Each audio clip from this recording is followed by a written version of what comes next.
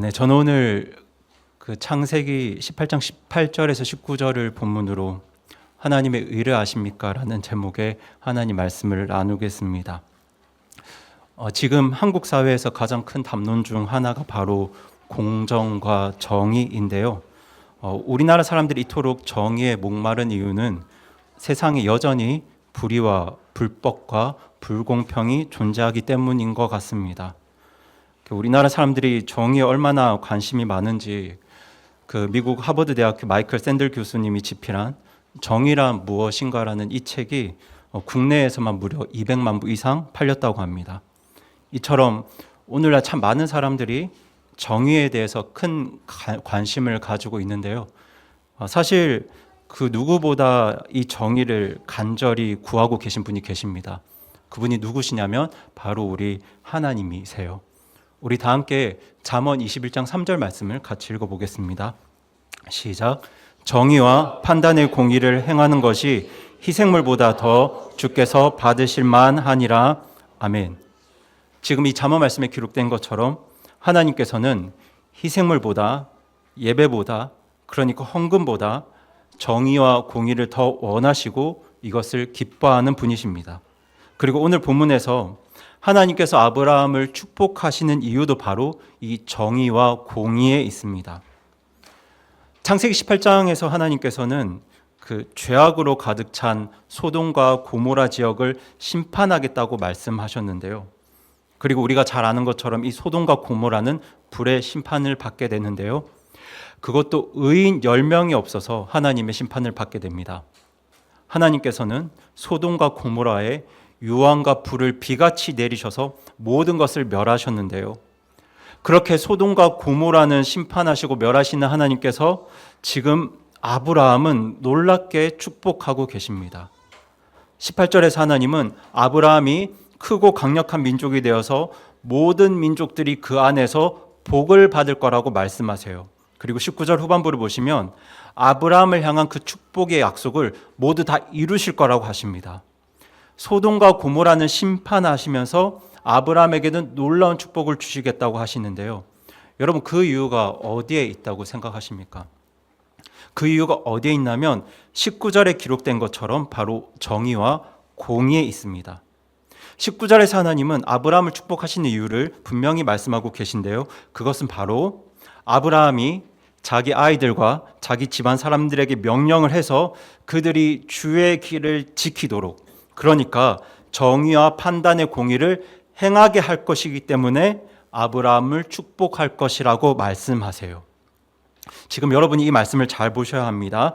하나님께서 아브라함을 구원하시고 그를 축복하시고 그에게 하신 놀라운 약속을 성취하시는 이유가 어디에 있는지를 보셔야 해요.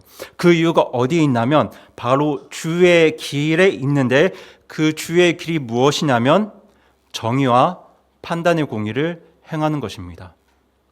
여러분 하나님께서 우리를 구원하시고 우리를 축복하시는 이유도 똑같습니다. 하나님께서 우리를 구원하시고 축복하시는 이유도 바로 주의 길에 있는데요. 그 주의 길이 무엇이냐면 정의와 판단의 공의를 행하는 겁니다.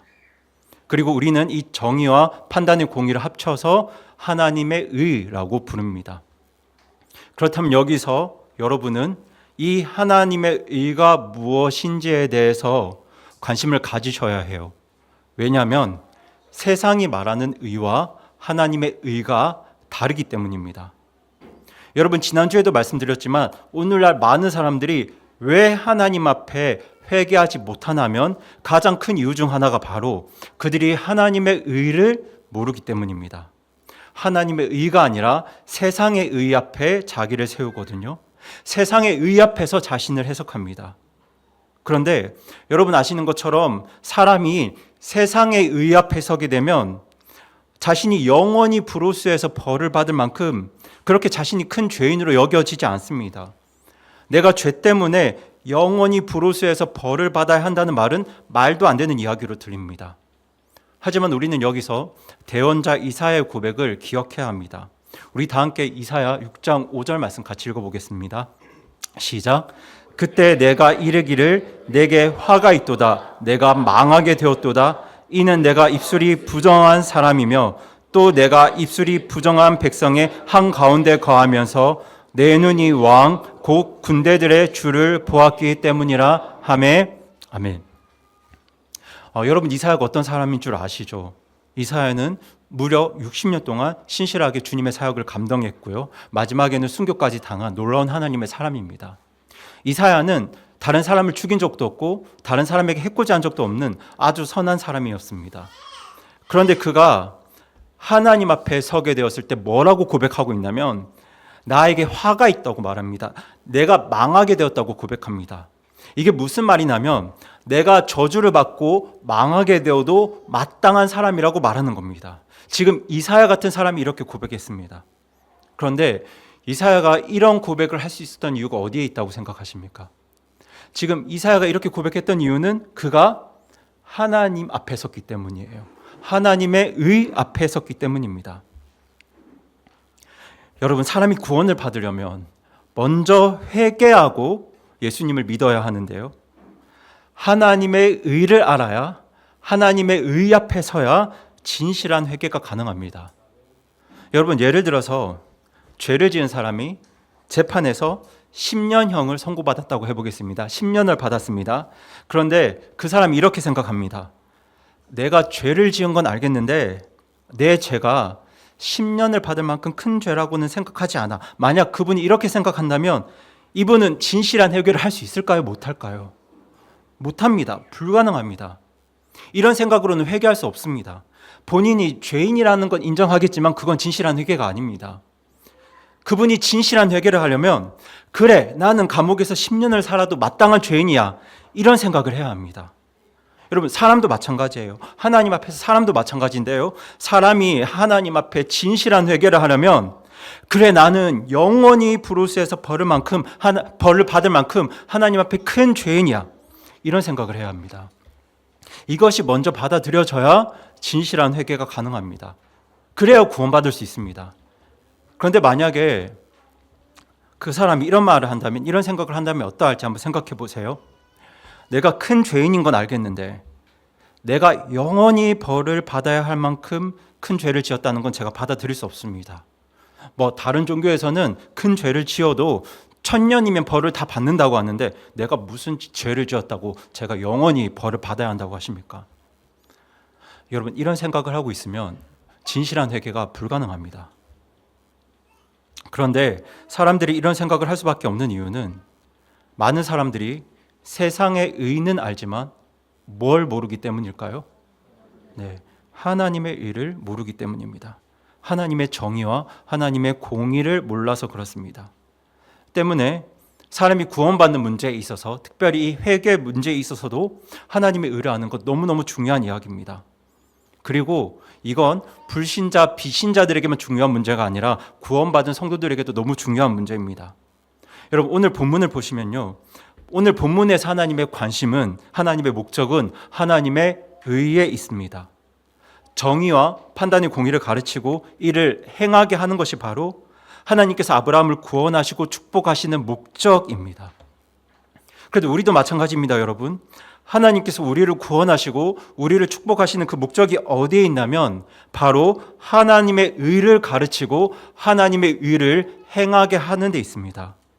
정의와 판단의 공의를 가르치고 이것을 행하게 하는 것, 이것이 바로 하나님께서 우리를 구원하시고 또 우리를 축복하시는 목적입니다.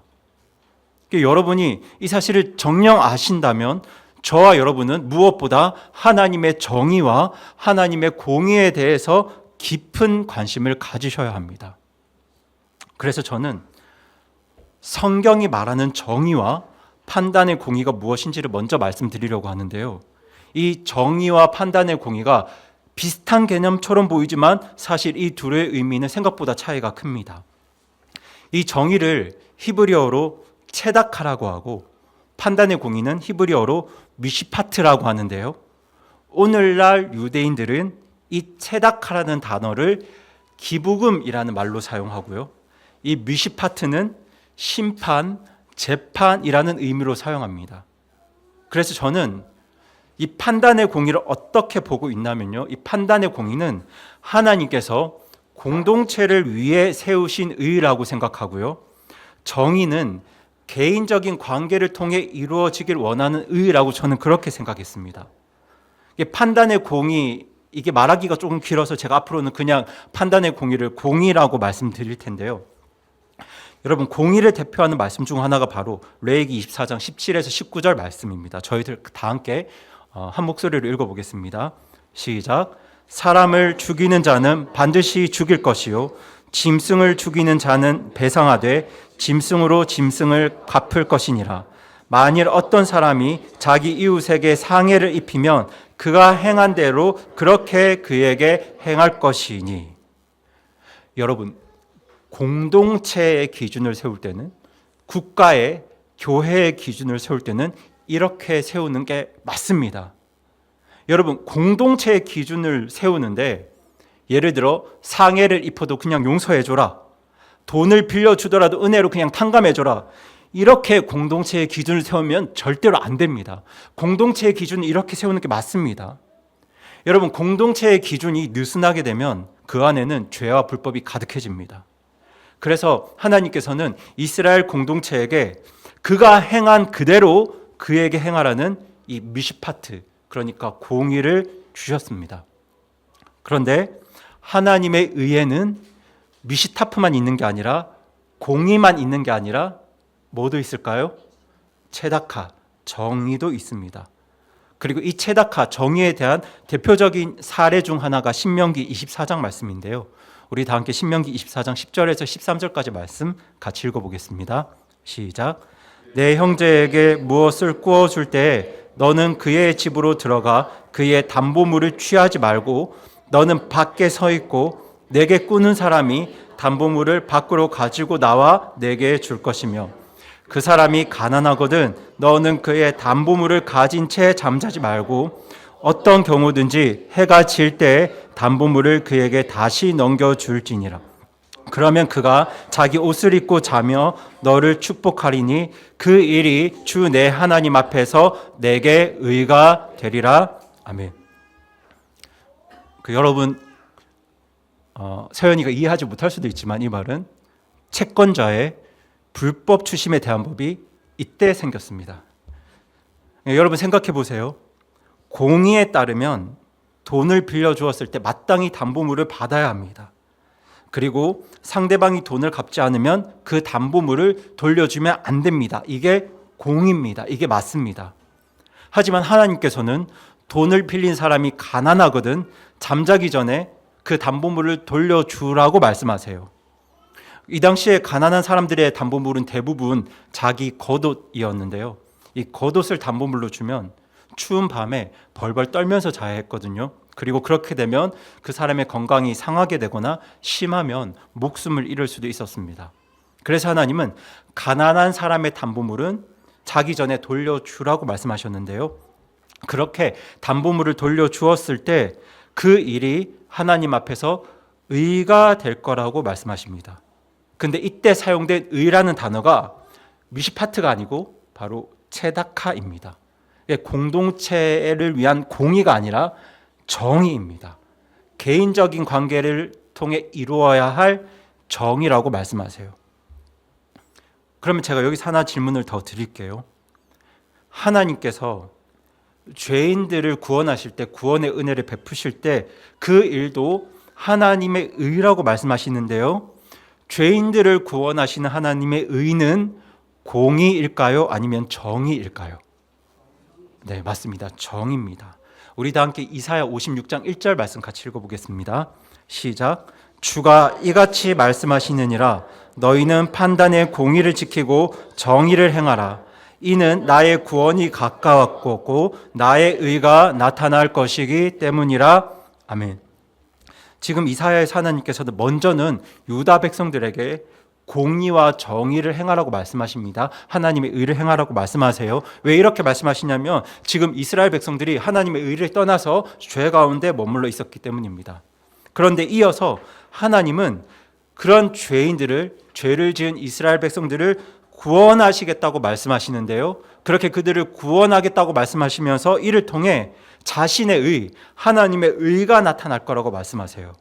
근데 이때 사용된 의도 공의가 아니라, 미시파트가 아니라 정의, 체닥합니다. 여러분, 공의에 따르면 저와 여러분은 벌을 받아야 마땅한 죄인입니다. 영원히 브로스에서 벌을 받아도 아무런 변명도 할 수 없는 것이 바로 저와 여러분이었습니다. 그런데 하나님께서는 예수님을 의지해서 회개하고 하나님께 돌아오는 자들을 구원하시는데요, 이 일을 통해 나타나는 하나님의 의가 바로 정의, 그러니까 체닥합니다. 그리고 이런 하나님의 의는 로마서에서도 분명하게 나타나고 있는데요, 우리 다 함께 로마서 3장 23절에서 25절까지 말씀 같이 읽어보겠습니다. 시작. 모든 사람이 죄를 지어 하나님의 영광에 이르지 못하더니 그리스도 예수님 안에 있는 구속을 통해 하나님의 은혜로 값없이 의롭다고 인정받았느니라. 그분을 하나님께서 그분의 피를 믿는 믿음을 통한 화해 헌물로 제시하셨으니 이것은 하나님께서 참으심을 통해 과거의 죄들을 사면하심으로써 자신의 의를 밝히 드러내려 하심이요. 아멘. 지금 이 말씀에서도 하나님께서는 예수님을 통해 은혜로 우리를 구원하심으로 자신의 의를 밝히 드러낸다고 하시는데요, 예수님을 통해서 은혜로 우리를 구원하시는 그 의 역시 공의가 아니라 체닥하 정의입니다.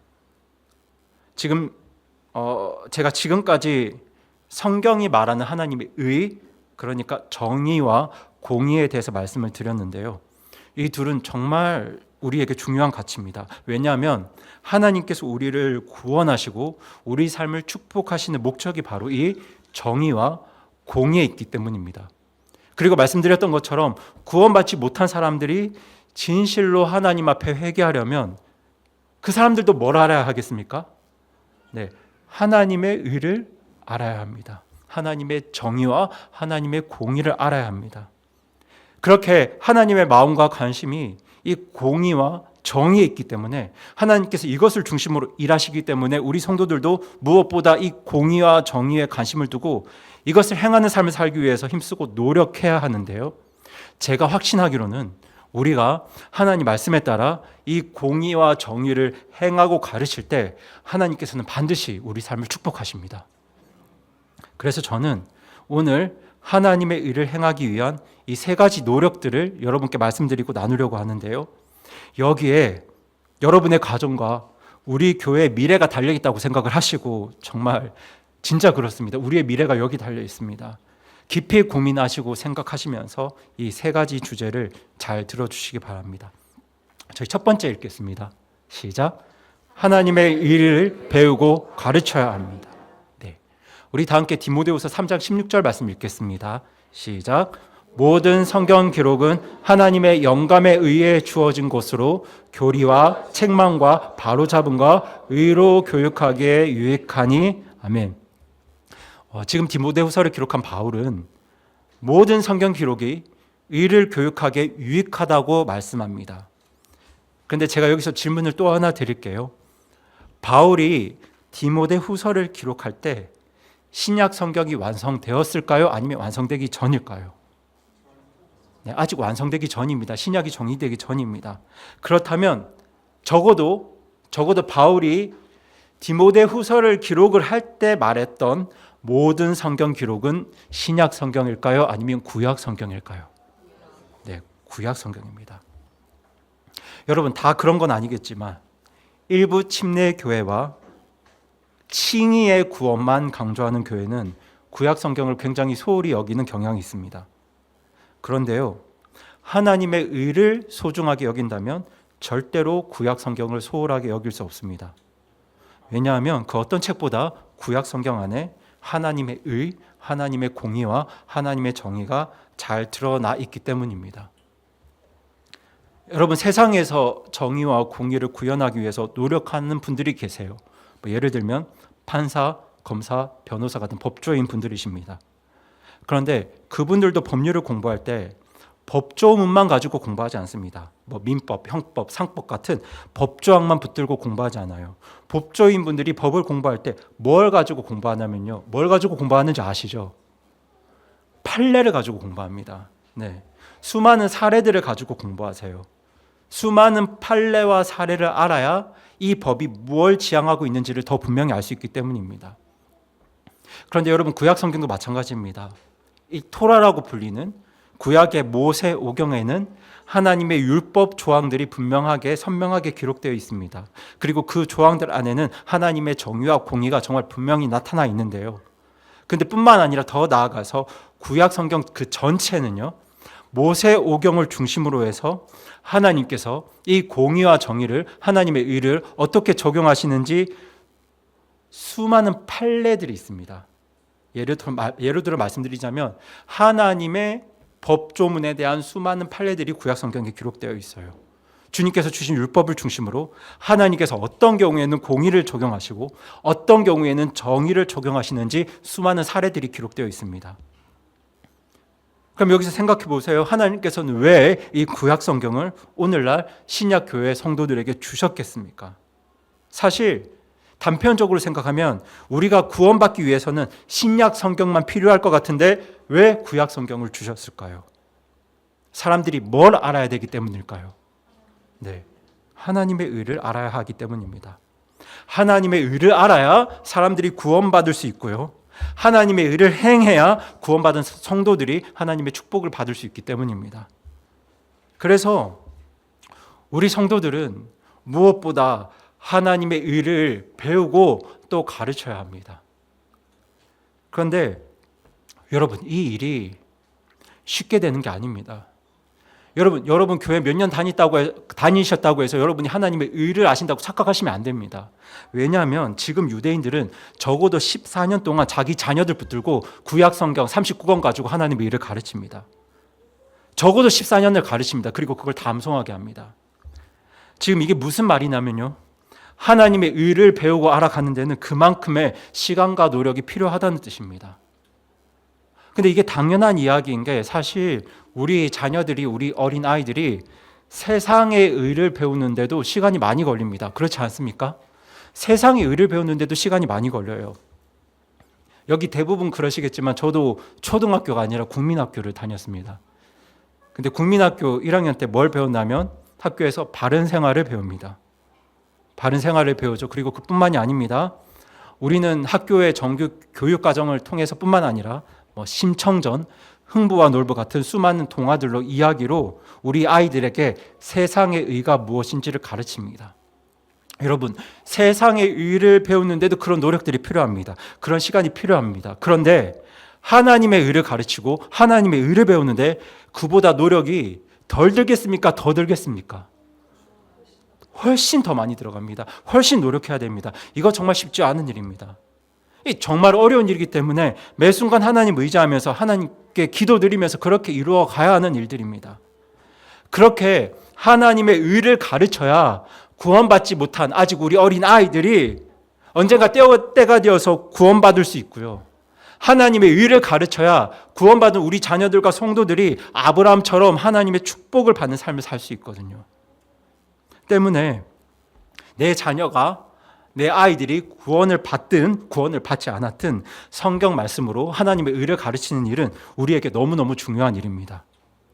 그래서 바울이 어떻게 말했냐면, 바울이 에베소서에서 이렇게 말했습니다. 다 함께 에베소서 6장 4절 말씀 같이 읽어보겠습니다. 시작. 또 너희 아버지들아, 너희 자녀들을 노엽게 하지 말고 오직 주의 교육과 훈계로 양육하라. 아멘. 네, 지금 성경은 부모들을 향해서 오직 주의 교육과 훈계로 양육하라고 말씀하세요. 이게 다른 말로 이야기하면 하나님의 공의와 하나님의 정의를 가르치라는 말씀입니다. 사실 제가 지금 여기서 이렇게 말씀을 드리지만 제 딸 은빈이를 생각하면 제가 잘할 수 있을까? 하나님이 주신 이 귀한 생명을 잘 양육할 수 있을까? 저도 걱정 많고 두렵습니다.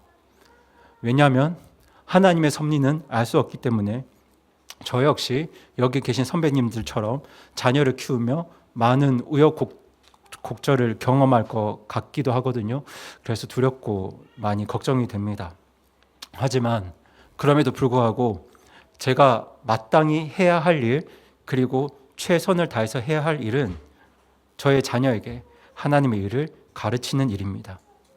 부모로서 하나님의 의를 가르쳐야 할 뿐만 아니라 저 먼저도 하나님 말씀으로 하나님의 공의와 정의를 배우고 배워야 합니다. 그래야 가르칠 수 있거든요. 제가 수요일에 이제 구약 성경 공부를 하는데요. 구약을 공부하는 이유도 여기에 있습니다. 구약 성경을 통해서 하나님의 의가 무엇인지 선명하게 알 수 있거든요. 창세기에서 세상을 시작하신 하나님께서 출애굽기에서 당신의 백성들을 구원하십니다. 그리고 레위기와 신명기에서 그 백성들에게 하나님의 율법을 주시는데요. 그 안에 하나님의 공의와 정의가 정말 풍성하게 담겨 있습니다. 그리고 이어지는 구약의 역사를 통해서 하나님께서는 자신의 정의와 공의를 중심으로 자기 백성들의 삶을 인도하시는데요. 그 모든 과정들을 통해서 우리는 하나님의 의를 더 깊이 배우고 알아갈 수 있거든요. 그래서 하나님의 의를 더 깊이 알아가기 원하는 분들은 수요 성경 공부에 함께 해주시고요. 정말 불가피하게 사정이 안 돼서 함께 공부하지 못하더라도 개인적으로 구약 성경을 묵상하시면서 하나님의 정의와 공의를 배우는 일에 여러분 힘써 주시기 바랍니다. 그리고 제가 두 번째로 나눌 건 이겁니다. 같이 한번 읽어보겠습니다. 시작. 하나님의 의를 삶의 기준으로 삼아야 합니다. 네. 여러분, 야고보서는 말씀을 듣고 행하지 않는 사람을 그냥 거울을 보는 사람과 같다고 말합니다. 저희 다 함께 야고보서 1장 23절 말씀 읽어보겠습니다. 시작. 누구든지 말씀을 듣고 행하지 아니하는 자는 거울로 자기 본래 얼굴을 들여다보는 사람과 같으니 아멘. 여러분, 어떤 사람의 얼굴이 더럽습니다. 얼룩이 묻어 있습니다. 얼굴이 더러운 사람이 거울을 봅니다. 그런데 그렇게 거울을 보는 것만으로 얼굴이 깨끗해질 수 있겠습니까? 아니죠. 거울을 보는 것만으로는 얼굴이 깨끗해질 수 없습니다. 그래서 성경은 말씀을 듣고 행하지 않는 사람을 그저 거울을 보는 사람과 같다고 말합니다. 자, 제가 하나님의 의를 배워야 한다고 말씀을 드렸는데요. 하나님의 의를 배워서 알게 된 사람은 내 얼굴이 더럽다는 걸 알게 된 사람입니다. 그런데 하나님의 의를 모르는 분들은요, 내 얼굴이 더럽다는 것도 모르는 분들이세요. 그런데 여기서 끝이 나면 안 되죠. 여기서 끝이 나면 안 되고 더러우면 어떻게 해야 합니까? 네, 씻어야죠. 지워야죠. 이 더러운 것을 지우는 방법이 우리가 배운 것들을 실천하는 겁니다. 그런데 저희가 하나님 말씀을 들을 때 이런 생각들을 하면 참 머리가 아픈데요. 왜 머리가 아프냐면 내가 어떻게 매 순간 모든 순간 하나님의 정의와 공의를 행하면서 살 수 있을까? 이런 걱정과 근심이 앞서게 되는 게 사실입니다. 그래서 저는 하나님의 의를 항상 행하라는 말씀보다 하나님의 의를 삶의 기준으로 삼으라고 말씀을 드리고 싶은데요. 물론 우리가 항상 하나님의 의를 행해야 하지만 하나님의 의를 실천해야 되지만 사실 항상 그러는 건 불가능합니다. 여러분, 매 순간 모든 순간 주의 길에서 벗어나지 않고 정의와 공의를 행하실 수 있는 분은 이 땅에 딱 한 분 계셨습니다. 네, 그분이 누구실까요? 네, 우리 예수님이시죠. 여러분, 우리가 하나님의 의를 배워도 내 얼굴에 얼룩이 묻어 있다는 걸 알아도 우리는 순간순간 그 길에서 벗어납니다. 우리 다 그 길에서 벗어납니다. 그래서 하나님께서는 여호수아서에서 이렇게 말씀하셨는데요. 다 함께 여호수아 1장 7절 말씀 같이 읽어보겠습니다. 시작. 오직 너는 마음을 강하게 하고 심히 용감하게 행하여 내 종 모세가 내게 명령한 모든 율법에 따라 지켜 행하며 그것을 떠나 오른쪽으로나 왼쪽으로나 치우치지 말라. 그리하면 내가 어디로 가든지 성공하리라. 아멘. 하나님께서는 지금 여호수아에게 오른쪽으로나 왼쪽으로나 치우치지 말라고 말씀하시는데요. 지금 이 말씀은 중도를 지키거나 균형을 유지하라는 말씀이 아니라 주의 길에서 정의와 판단의 공의를 행하는 주의 길에서 많이 벗어나지 말라는 말씀입니다. 여러분, 구약 성경은 하나님께 순종하는 삶을, 그 율법을 지키는 삶을 길을 걸어가는 것에 비유하고 있는데요. 그래서 오늘 창세기 본문에서도 그것을 주의 길이라고 말씀을 합니다. 그러니까 하나님의 정의와 공의를 행하는 삶은 주의 길 안에서 걷는 삶이고, 그것을 행하지 않는 삶은 그 길 밖으로 이렇게 벗어나는 삶이거든요. 그런데 모든 순간 그 길 안에서 걷는 분은 누구밖에 없다고 말씀드렸죠? 네, 예수님밖에 없습니다. 그래서 우리 모두는 배우고 알아도 자주 그 길에서 벗어납니다. 그런데 하나님의 의를 삶의 기준으로 삼은 분들은요, 그 길에서 벗어났을 때 어떻게 하실까요? 그렇죠. 다시 그 길 안으로 돌아옵니다. 다시 돌아오세요. 근데 하나님의 의를 알지만 그게 삶의 기준이 아닌 분들은 길을 벗어났을 때 그 길 밖에서 그냥 계속 걷습니다. 걸으세요. 근데 하나님의 의를 삶의 기준으로 삼은 분들은 그 길에서 벗어났을 때 속히 다시 그 길 안으로 돌아옵니다. 그것이 바로 오른쪽으로나 왼쪽으로나 치우치지 않는 삶입니다. 그러니까 오른쪽으로나 왼쪽으로나 치우치지 말라는 이 말씀은요, 오른쪽이든 왼쪽이든 주의 길에서 이렇게 벗어났을 때 너무 멀리 벗어나지 말라는 말씀이에요. 이렇게 너무 멀리 벗어났다가 이렇게 돌아오지 말고, 오른쪽으로 치우치지 말고, 왼쪽으로도 멀리 벗어났다 돌아오지 말고, 벗어나면 빨리 돌아오라는 말씀입니다. 그게 오른쪽으로나 왼쪽으로 치우치지 않는 삶이고, 그것이 하나님의 의를 삶의 기준으로 삼는 삶입니다. 그래서 저도 완벽하진 않지만 정말 많은 순간 그 길에서 벗어났지만 하나님의 정의와 하나님의 공의를 제 삶의 기준으로 삼으려고 이런저런 노력들을 해왔는데요. 그래도 제가 이 정의와 공의를 지혜롭게 분별하며 살기에는 아직 부족한 부분이 참 많은 것 같습니다. 그래도 제가 이것을 삶의 기준으로 삼기 원하기 때문에 제가 할 수 있는 선에서 그냥 저의 지혜로, 하나님의 지혜가 아니라 그냥 저의 지혜로 이런저런 노력들을 해왔는데요. 제가 이제 모교회에서 청년부 사역을 할 때도 그 교회 재정을 사용할 때 이 정의와 공의를 기준으로 삼고 사역하려고 나름 노력해 왔습니다. 저는 적어도 교회 어떤 공적인 운영비나 그런 시설들을 제 개인적인 판단에만 근거하거나 저의 개인적인 용도로 사용하지 않으려고 노력을 많이 했었거든요. 사실 교회가 그 어떤 것보다 편한 곳이어야 하지만 그래도 교회는 공동체입니다. 교회가 공동체입니다. 때문에 교회에도 뭐가 필요하겠습니까? 네, 공의가 필요하지 않겠습니까? 우리가 그걸 질서라고 말하는데요. 그래서 저는 제 사무실에서 일할 때도, 제가 사무실을 따로 썼거든요. 제 사무실에서 일할 때도 주중에 방문자가 없으면, 주일이 아니면, 또 웬간히 춥거나 덥지 않으면 에어컨이나 난방기를 거의 틀지 않았습니다. 그냥 땀을 흘리고 싶거나 옷을 조금 더 많이 입으면 입었지, 이건 그냥 저의 삶입니다. 제 판단입니다. 저 혼자 사무실에 있는데 전기 사용하는 게 조금 애매했습니다. 그리고 청년부 운영비를 사용할 때도 청년부 운영비는 모든 청년들에게 공정하게 돌아갈 수 있는 용도로만 사용을 하려고 노력했습니다. 예를 들면 이 청년부 MT나 청년부 야외 친교나 찬양팀 식사 같은, 그러니까 공적인 용도로만 운영비를 사용했고요. 개인적인 신방을 할 때는 참 많은 경우에 식사비와 커피 비용은 사비로 들었습니다. 그게 교회에서 주시는 운영비가 부족해서가 아니고요. 제가 교회 모든 청년들을 동일하게 만나고 섬길 수 없는 상황이면 그 운영비가 제 성향에 따라서 편파적으로 사용될 여지도 있고, 또 그게 하나님의 공의에도 맞지 않는다고 생각되어서 그렇게 사용했습니다. 그러니까 공의 때문에 운영비를 공적으로 사용하려고 노력했고요. 이 정의 때문에 사비 쓰는 걸 별로 아깝지 않게 생각했습니다.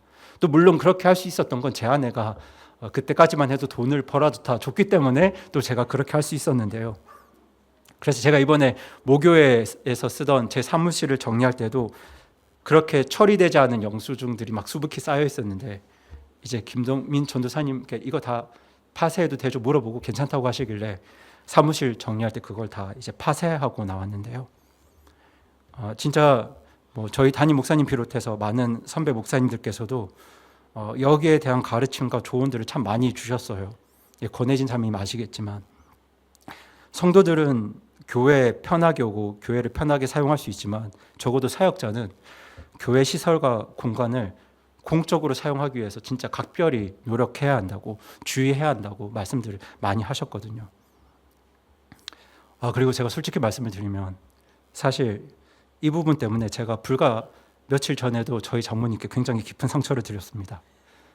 지금 제가 앞뒤 사정을 말씀드리긴 어렵지만 제가 여유가 없어서 앞뒤말 다 잘라먹고 정말 부적절한 상황에서 우리 가족끼리 교회 공간을 사용하는 경우가 없었으면 좋겠다는 말씀을 경우 없이 드리다가 제가 장모님께 진짜 큰 상처를 드렸어요. 제가 잘못한 겁니다. 저희 장인어른 장모님 고지식한 목사 사이 만나서 참 고생 많으시고 애쓰시는데 여러분 많이 위로해 주시기 바랍니다. 여러분 큰일 나셨습니다. 제가 지금 그렇습니다. 제가 이렇다는 걸 여러분 아셔야 해요. 제가 아직 그렇습니다. 모자란 부분이 많아서 지혜롭게 잘 행해야 되는데요. 저는 사실 은빈이 생각할 때도 앞으로 자라면서 교회가 은빈이에게 편한 곳이 되어야 되겠지만 또 공의와 정의가 뭔지 잘 가르쳐서 이런 부분들에서 정말 지혜로운 아이가 되기를 간절히 원하거든요. 저는 그렇게 우리 교회에 공의와 정의가 살아있는 교회가 되길 원합니다.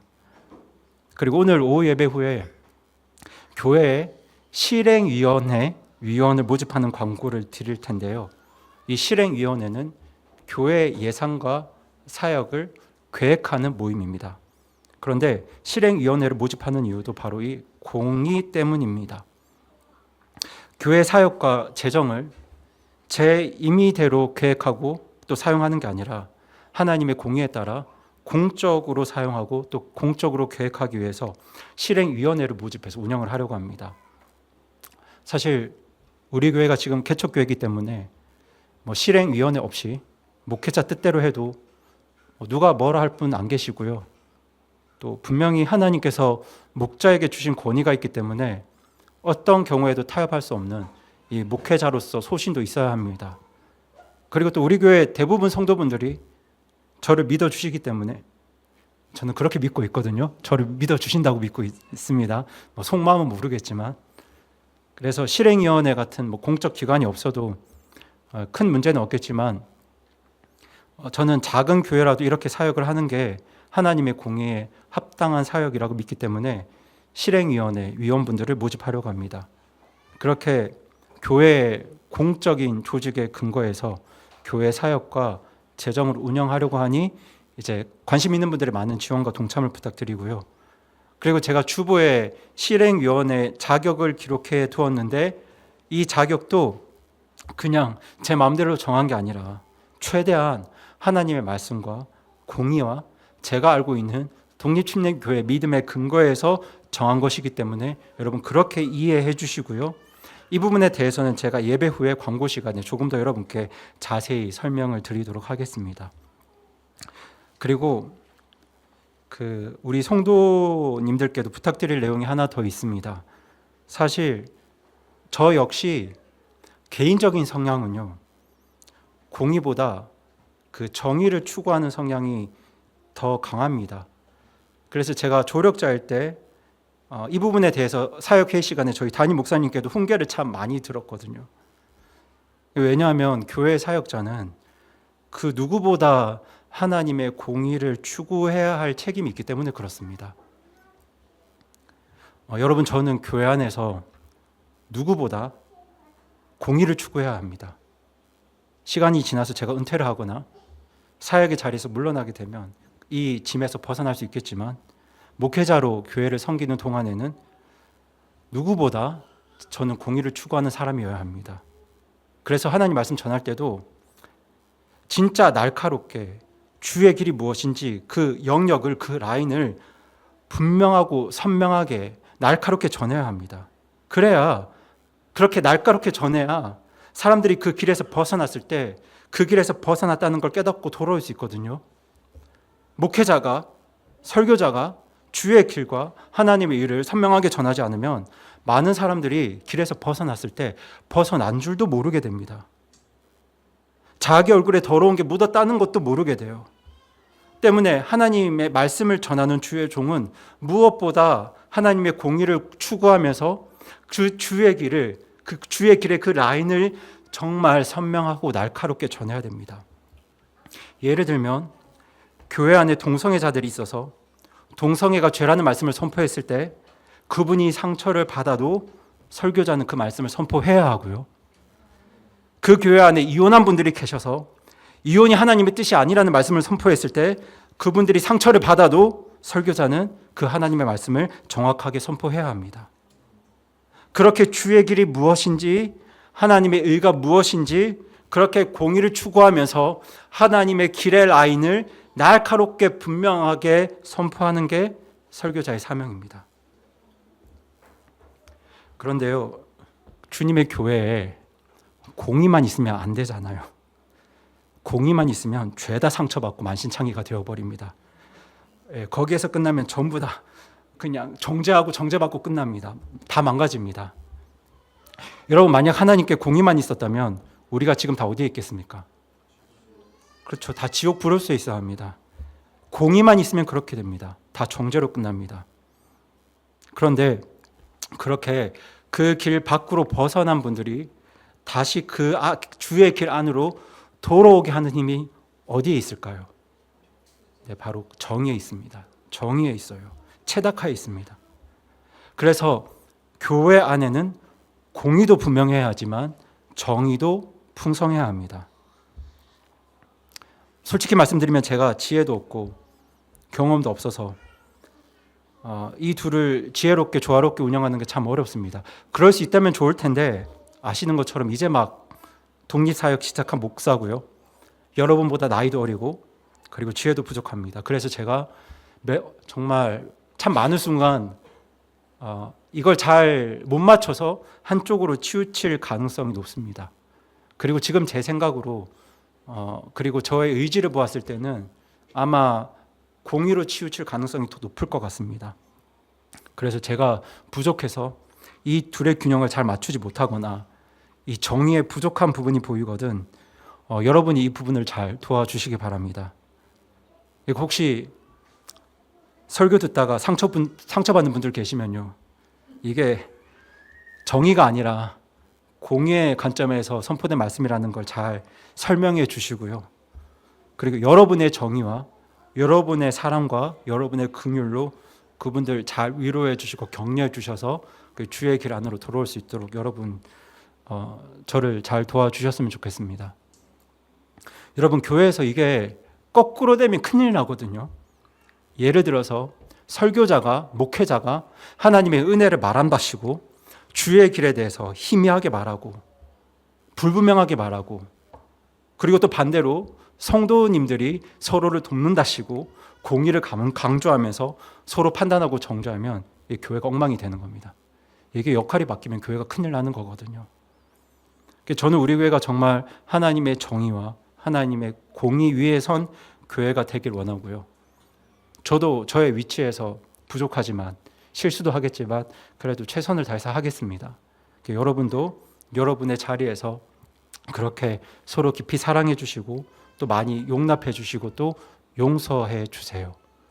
우리 교회에 공의만이 아니라 정의도 풍성한 교회가 될 수 있도록 함께 힘써 주세요. 공의로우신 하나님의 그 엄중한 말씀 앞에 찔림을 받고 부담을 느끼고 또 스스로를 정죄하고 있는 그런 분들 보이시면 여러분의 관용과 용납과 사랑으로 그분들 격려해 주시고요, 품어 주시고요, 또 다른 하나님의 마음을 잘 설명해 주세요. 저는 그런 교회가 하나님의 의를 기준으로 삼는 교회라고 믿습니다. 물론 우리 교회도 매 순간 주의 길 안으로만 걸을 수는 없을 겁니다. 저도 그 길에서 벗어날 수 있고 여러분도 벗어날 수 있습니다. 하지만 벗어난 그 순간에도 재빨리 다시 주님의 길 안으로 돌아오는 교회, 그렇게 하나님의 공의와 정의를 회복하는 교회, 그렇게 우리 교회가 하나님의 의를 기준으로 삼는 교회로 설 수 있도록 우리 성도분들 간절히 기도해 주시고 또 제가 부탁드린 내용들 잘 도와주시기 바랍니다. 그리고 저희들 세 번째 같이 읽겠습니다. 시작. 하나님의 의를 세상에 드러내야 합니다. 네. 맞나요? 하나님의 의를 세상에 드러내야 합니다. 우리 다 함께 마태복음 5장 14절에서 16절 말씀 읽겠습니다. 시작. 너희는 세상의 빛이니라. 산 위에 세워진 도시는 숨겨질 수 없느니라. 사람들이 등잔불을 켜서 통 아래 두지 아니하고 등잔대 위에 두나니 그러면 그것이 집안의 모든 자들에게 빛을 주느니라. 이와 같이 너희 빛을 사람들 앞에 비추어 그들이 너희의 선한 행위를 보고 하늘에 계신 너희 아버지께 영광을 돌리게 하라. 아멘. 예수님께서는 구원받은 성도들을 세상의 빛이라고 하셨습니다. 그리고 그 빛을 숨기지 말고 세상에 비추라고 하셨어요. 그렇게 세상 사람들이 우리의 선한 행위를 보고 우리가 아닌 그들이, 그러니까 우리의 행위를 본 그 사람들이 하나님께 영광을 돌리게 하라고 하셨습니다. 그게 세상에 빛을 비추는 겁니다. 그리고 저희 요한계시록 1장 20절 말씀도 같이 읽겠습니다. 시작. 내가 본 내 오른손에 있는 7별과 7금 등잔대의 신비에 대해 기록하라. 7별은 7교회의 천사들이요 내가 본 7 등잔대는 7 교회니라. 아멘. 계시록에서도 주님은 교회를 등잔대라고 말씀하셨습니다. 그럼 등잔대가 무엇이냐면 빛을 비추는 게 등잔대입니다. 그러니까 교회는 세상에 빛을 비추어야 합니다. 그런데 그 신약 성경을 보시면 그 독산이라는 헬라어가 있거든요. 독산이라는 헬라어가 있는데 이 독산에는 크게 두 가지 뜻이 있습니다. 두 가지 뜻으로 주로 사용되는데요. 하나는 영광이고요. 다른 하나는 빛입니다. 하나가 뭐라고요? 영광. 다른 하나는 빛. 이 두 가지 용도로 쓰입니다. 그런데 요한복음 1장 14절을 보시면 예수님의 영광이 무엇인지, 그러니까 예수님의 빛이 무엇인지 잘 기록되어 있는데요. 저희 다 함께 요한복음 1장 14절 말씀 읽어보겠습니다. 시작. 말씀이 육신이 되어 우리 가운데 거하심에 우리가 그분의 영광을 보니 아버지의 독생하신 분의 영광이요 은혜와 진리가 충만하더라. 아멘. 근데 지금 여기서 사도 요한이 예수님의 영광을 이야기를 할 때, 그러니까 예수님의 빛을 이야기를 할 때 두 가지를 말합니다. 두 가지가 충만하다고 말하고 있는데요. 하나가 뭐죠? 은혜이고 하나가 진리입니다. 여러분, 공의와 정의 중에서 은혜와 연결되는 단어가 무엇일까요? 네, 정의입니다. 그리고 진리와 연결되는 단어는 무엇일까요? 네, 공의입니다. 우리 예수님께는 영광이 충만했는데요. 다른 말로 하면 빛과 광채가 충만했는데 그 빛과 광채의 본질이 뭐냐면 바로 은혜와 진리였습니다. 정의와 공의였습니다. 그리고 예수님은 정말 주의 길 안에서 정의와 판단의 공의를 항상 행하며 그렇게 이 땅을 사셨습니다. 그렇게 걸으신 겁니다. 여러분, 주님께서는 우리 교회와 성도들을 향해서도 세상에 빛을 비추라고 하셨습니다. 그렇다면 교회와 그리고 성도들이 세상에 비추어야 할 빛이 뭐겠습니까? 뭘까요? 바로 하나님의 정의와 공의입니다. 우리 주 예수님의 은혜와 진리입니다. 이것을 위해서 우리는 먼저 하나님의 의를 배우고 하나님의 의를 내 삶의 기준으로 삼아서 하나님의 의를 세상에 드러내야 합니다. 그렇게 하나님의 정의와 공의를 내 삶의 기준으로 삼고 그렇게 하나님의 의를 세상에 드러내는 것이, 여러분 주변 사람들에게 드러내는 것이, 여러분 직장 동료에게 드러내는 것이, 여러분의 친척과 가족들에게 드러내는 것이 교회와 성도들에게 주어진 우리 주님의 사명입니다. 여러분, 이 부분을 놓고 정말 진지하게 고민해 주셨으면 좋겠습니다. 내가 가정에서, 직장에서, 사회에서, 교회에서, 사람들과의 관계에서 내가 회복해야 할 하나님의 의가 있다면 그게 무엇인지 정말 구체적으로 고민하고 또 기도를 해보셨으면 좋겠습니다. 그리고 다음 주일 오후에 이 부분 놓고 다른 분들과 또 같이 깊이 교제하셨으면 좋겠는데요. 이런 내용들 말씀하시면 좋을 것 같습니다. 하나님의 의가 뭔지 몰랐는데, 내가 비추어야 할 우리 주 예수님의 빛이 뭔지 몰랐는데 이것에 대해서 더 깊이 생각해 보겠다는 말씀을 하셔도 좋고요. 내가 하나님의 정의와 공의 중에서 어느 한쪽을 더 가볍게 여긴 것 같다는 그런 간증을 하셔도 됩니다. 그리고 내가 가정에서 혹은 직장에서 공의와 정의 중에서 이 부분을 회복해야 될 것 같은데, 정말 지혜롭게 내가 행해야 할 것 같은데 내가 지혜가 없으니 이 부분을 위해 기도해달라는 부탁을 하셔도 좋고요. 그렇게 우리의 삶에, 우리 가정에, 우리 교회에 하나님의 공의와 또 정의가 회복되어서 우리가 이를 잘 행할 수 있도록 우리 성도분들 함께 마음 모아주시고 또 서로 기도해 주시기 바랍니다.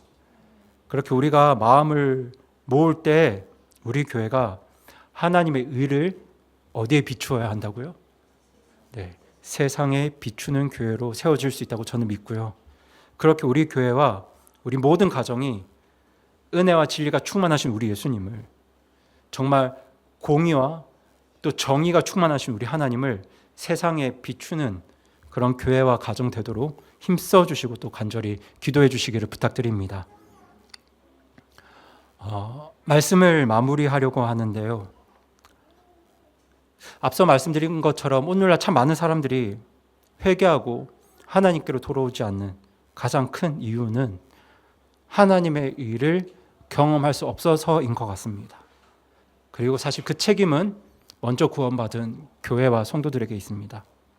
그래서 로마서는 이렇게 말씀합니다. 저희 다 함께 로마서 10장 3절 말씀 읽겠습니다. 시작. 그들이 하나님의 의를 알지 못한 채 자기 자신의 의를 세우려고 힘쓰면서 하나님의 의에 복종하지 아니하였느니라. 아멘. 이 말씀처럼 오늘날 참 많은 사람들이 하나님의 의를 알지 못합니다. 그래서 이 시대에 우리 교회와 성도들에게는 하나님의 의를 세상에 비출, 세상에 드러내야 될 분명한 책임이 있어요. 그래서 우리 주님께서 뭘 명령하셨냐면요. 우리 마태복음 6장 33절 말씀 같이 읽겠습니다. 시작. 오히려 너희는 첫째로 하나님의 왕국과 그분의 의를 구하라. 그러면 그분께서 이 모든 것을 너희에게 더하시리라. 아멘. 네, 예수님께서는 우리를 향해서 하나님의 왕국과 그분의 의를 구하라고 하셨어요. 여러분, 하나님의 왕국이 무엇인가요? 하나님의 왕국이 뭐 황금계 깔려 있고 좋은 집 있는 곳이 하나님의 왕국인가요? 물론 맞지만 하나님의 의를 구하는 나라가 하나님의 왕국이고 하나님의 나라입니다. 하나님의 의를 가르치고 하나님의 의를 기준으로 삼고 하나님의 의를 나타내는 것이 바로 하나님의 왕국입니다. 여러분, 그렇다면 주님의 교회가 무엇이겠습니까? 주님의 교회가 무언가요? 하나님의 의를 가르치고 하나님의 의를 기준으로 삼고 이 하나님의 의를 나타내는 것이 바로 우리 주님의 교회입니다. 여러분, 세상의 의를 가지고 논하는 것은 세상의 정과 세상의 문화를 가지고 논하는 것은 하나님의 왕국도 아니고요. 주님의 교회도 아닙니다. 여러분, 여러분의 가정이 정말 하나님의 왕국으로 세워지길 원하십니까? 여러분, 우리 교회가 정말 우리 주님의 교회로 세워지길 원하시나요? 그렇다면 우리 모두는 무엇보다 하나님의 의에 마음을 정말 전심으로 쏟아야 합니다. 지금 14년 동안 자녀들에게 구약 성경을 열심히 가르치는 유대인들보다 더 하나님 말씀으로 우리 자녀들에게 또 서로에게 하나님의 의를 가르치고 또 권면해야 합니다. 이걸 위해서 우리가 먼저 하나님의 의를 배우고 하나님의 의를 기준으로 삼고 이것을 나타내야 하고요. 그래서 우리를 보는 사람들이, 세상에서 우리 교회와 우리 성도분들을 보는 그분들이 하나님의 의를 알 수 있어야 합니다. 그래야 적어도 그분들이 구원받지 못할지라도 자기 얼굴에 얼룩이 묻었다는 사실은 알 수 있거든요. 나에게 예수 그리스도가 필요하다는 그 사실을 알 수 있거든요.